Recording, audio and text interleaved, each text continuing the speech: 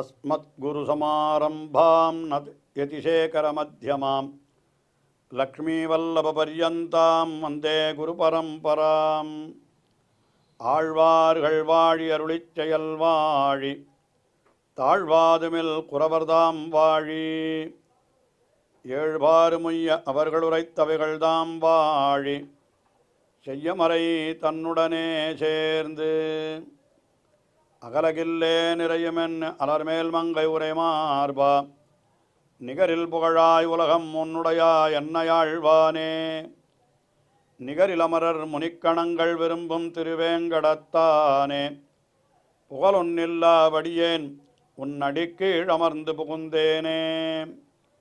அகில புவன ஜன்மஸ்தேம பங்காதிலீலே வினத விவிதபூத உராதரக்ஷை கதீக்ஷே ஸ்ருதிசரசி விதீப்தே பிரம்மணி ஸ்ரீனிவாசே பவது மம பரஸ்மின் ஷேமுழி பக்திரூபா.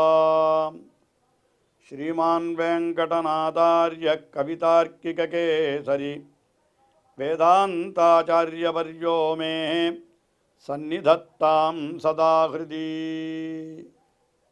பல பல திவ்ய தேசங்களிலே எழுந்தருளுள்ள எம்பெருமான்களை தம்முடைய அற்புதமான ஸ்தோத்திரங்களாலே மங்களாசாசனம் செய்கின்ற வேதாந்த தேசிகன் திருவகீந்திரபுரம் என்கிற திவ்யதேசத்திலே எழுந்தருளியுள்ள எம்பெருமான் அச்சுதன் என்றும் தேவநாயகன் என்றும் தேவநாதன் என்றும் வழங்கப் பெறுபவன். அவனை குறித்து 2 ஸ்தோத்திரங்களை அருளி செய்துள்ளார். அதிலே அச்சுத சதகம் என்கிற ஸ்தோத்திரம் 100 ஸ்லோகங்களை கொண்டதாய், அதுவும் அது பிராகிருத பாஷையிலே அமைந்ததாய் அப்படி அமைந்திருக்கிறது. பிராகிருத பாஷை என்கிறது சம்ஸ்கிருத பாஷையைப் போலே இருக்கக்கூடியது. ஆனால் அதனுடைய சிதைவு போலே தெரியும் அது. அதனால் அதை சம்ஸ்கிருத பாஷையிலே ஆக்கிய அனுபவித்து வருகிறோம் நாம். இந்த ஸ்தோத்திரத்திலே அச்சுதனான எம்பெருமானுடைய பெருமைகளை எல்லாம் சில பல ஸ்லோகங்களிலே அருளி செய்தவர். அதற்கு பிறகு அந்த எம்பெருமானுடைய திவ்யமங்கள விக்கிரகம், அந்த திருமேனியிலே இருக்கக்கூடிய அழகு, அதை அனுபவித்தார்.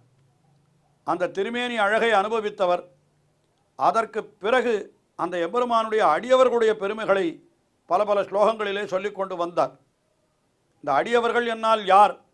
எல்லாம் எம்பெருமானே என்று கொண்டு உலகனைத்திலும் அவர்கள் கோபம் கொள்ளாதவர்களாய், யாரிடத்திலும் விரோதம் பாராட்டவர்களாய் அப்படியெல்லாம் இருக்கக்கூடியவர்கள் என்று அவர்களை சொல்லி அவர்கள்தான் எம்பெருமானை அடைய முடியும் என்று சொன்னவர். கீழே 59வது ஸ்லோகத்திலே துர்லபம் இதரைஹி, இதரர்களாலே அவனை அடைய முடியாது, எம்பெருமானே எல்லாம் என்று கொண்டு இருக்கிறவர்கள், உலகனைத்தையும் கருணையோடு பார்ப்பவர்கள், அப்படிப்பட்டவர்கள்தான் எம்பெருமானை அடைய முடியுமே தவிர மற்றவர்களாலே அடைய முடியாது என்று சொன்னார் அல்லவா? அந்த மற்றவர்களாலே அடைய முடியாது என்று சொன்ன அந்த கருத்தை இப்பொழுது அடுத்ததான 60வது ஸ்லோகத்திலே சற்று விளக்கி அருளி செய்கிறார். ஏன்னா எம்பெருமான் அருகிலேயே இருந்தாலும் கூட அவனை அடியவர்கள் அல்லாதவர்களாலே அடைய முடியாது. 10 அடியவர்க்கு எளியவன் என்பதை 59வது ஸ்லோகத்திலே தெரிவித்தார். பிறர்களுக்கு அரிய வித்தகன் என்பதை இப்பொழுது 60வது ஸ்லோகத்திலே அருளி செய்கிறார் என்றே நாம் கொள்ளலாம்.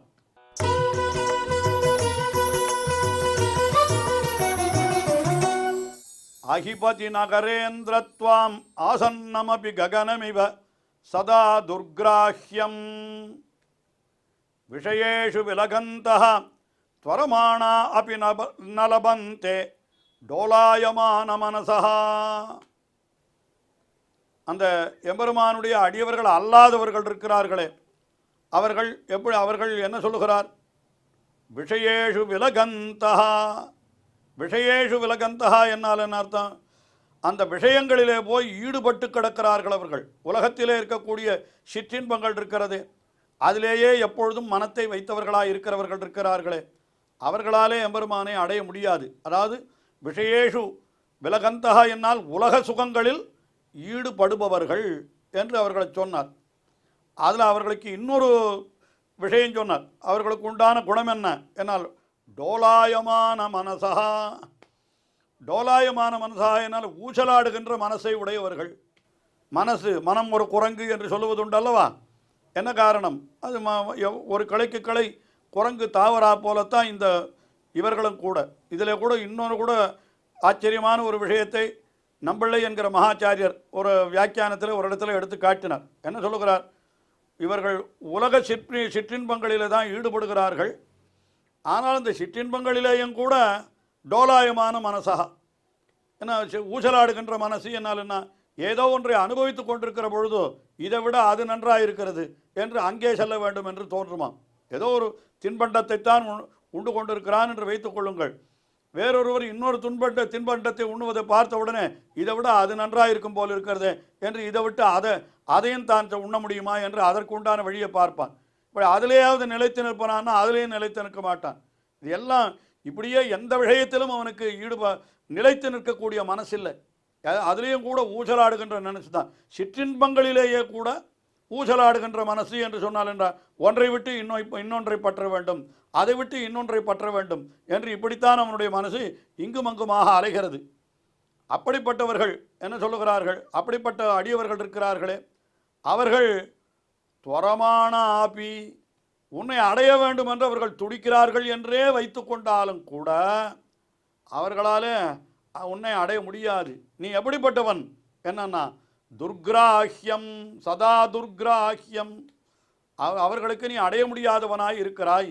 ஆசன்னமபி, அருகிலே இருக்கிறாய், ஆனால் அவர்களால் உன்னை அடைய முடியாது. அது எப்படி போலேன்னு கேட்டா, ககனமிவாஹா, நல்ல அழகான உதாரணத்தை சொன்னார். ககனமிவான்னர், ஆகாசத்தை போலேன்னர்.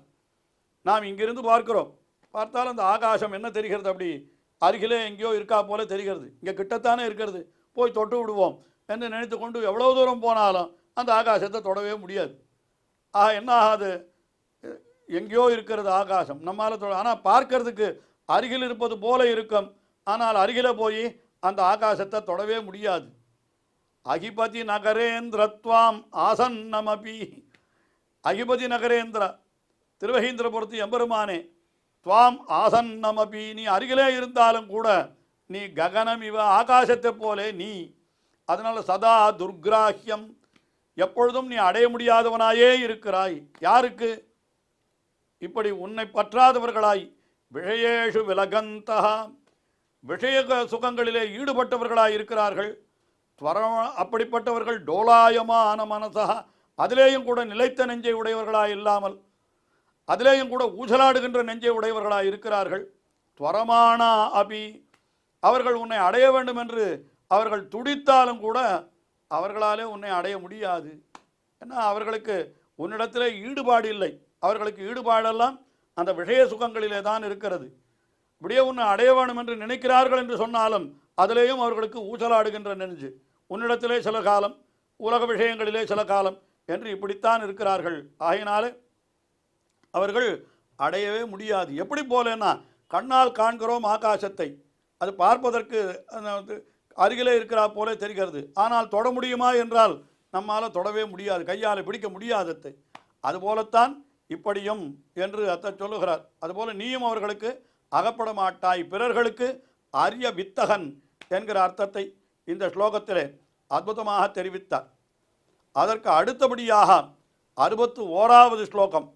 இந்த 61வது ஸ்லோகத்திலே என்ன அர்த்தம் சொல்லுகிறார் என்றால், எம்பெருமானுடைய அடியவர்கள் அவர்கள்தான் எம்பெருமானை அடைவார்கள் என்று அது கீழே சொல்லிவிட்டார். 59வது ஸ்லோகத்திலே என்ன தெரிவித்தார்? மிக எம்பெருமானை அடையக்கூடியவர்கள் எம்பெருமானுடைய அடியவர்கள். அவர் சர்வேஷு நிர்வைராக என்று அவர்களெல்லாம் உலகத்தை அனைத்திலும் எந்த விரோதமும் பாராட்டாமல் எல்லாரிடத்திலும் இன்முகத்தோடையே இருப்பவர்கள், எவ்வுயிர்க்கும் செந்தன்மை பூண்டு ஒழுகுபவர்கள். அப்படிப்பட்டவர்கள், உலக விஷயங்களிலே பற்றற்றவர்கள், அவர்கள் எம்பெருமானை அடைவார்கள் என்று சொன்னார். உடனே அடுத்த நிமிடம் எனக்கு என்ன கேள்வி எழுகிறது?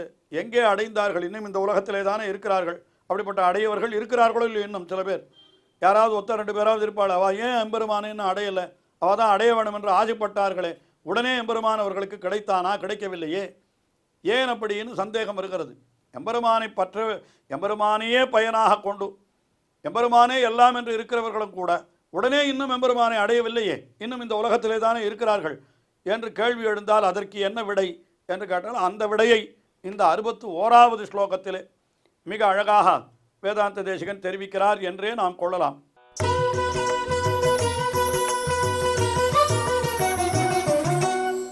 பக்தாக தாவக சேவாரச பரிதாக சகலரக்ஷணோத்சுகருச்சினா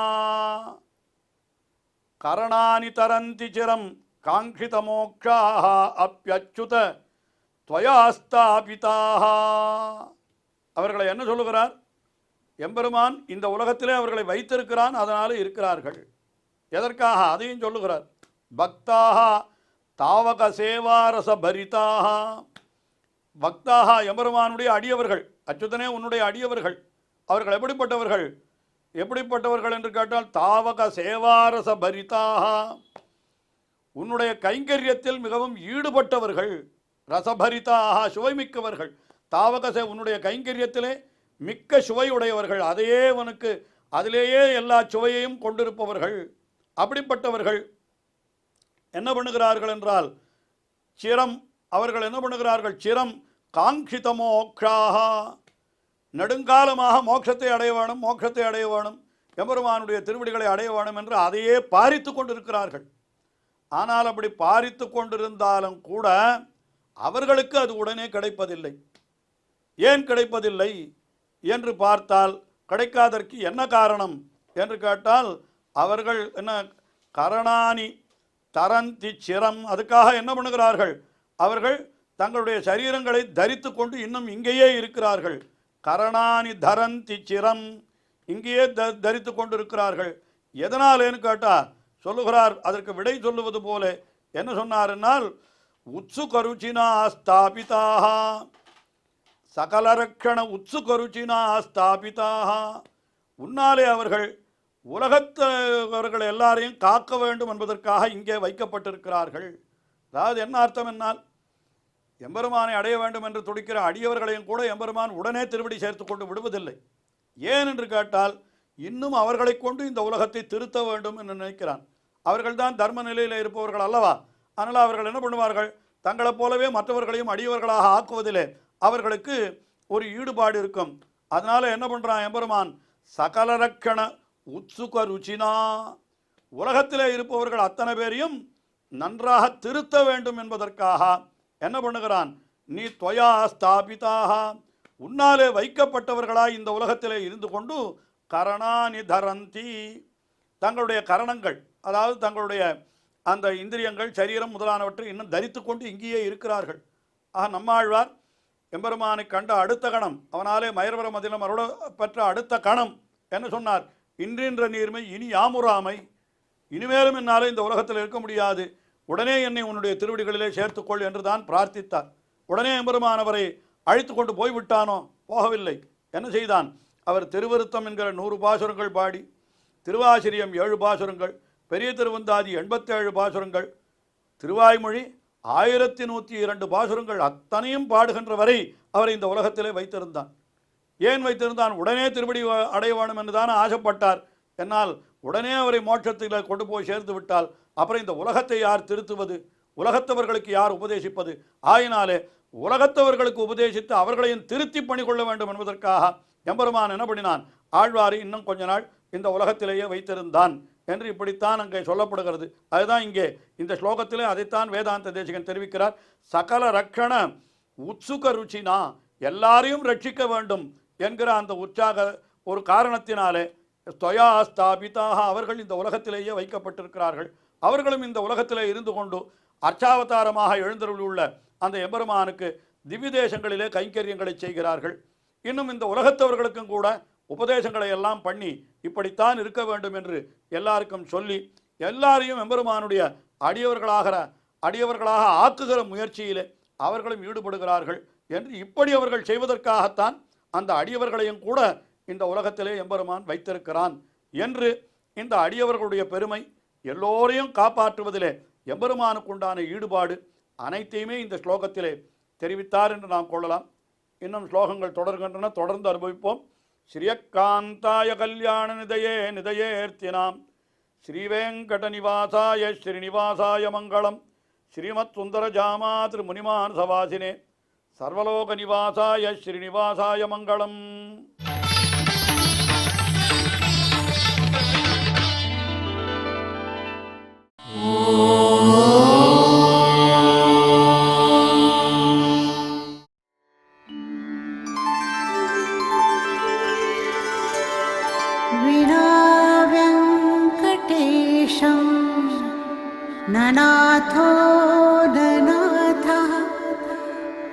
सदा वेङ्कटेशं स्मरामि स्मरामि। हरे वेङ्कटेश प्रसीद प्रसीद। प्रियं वेङ्कटेश प्रयच्छ प्रयच्छ।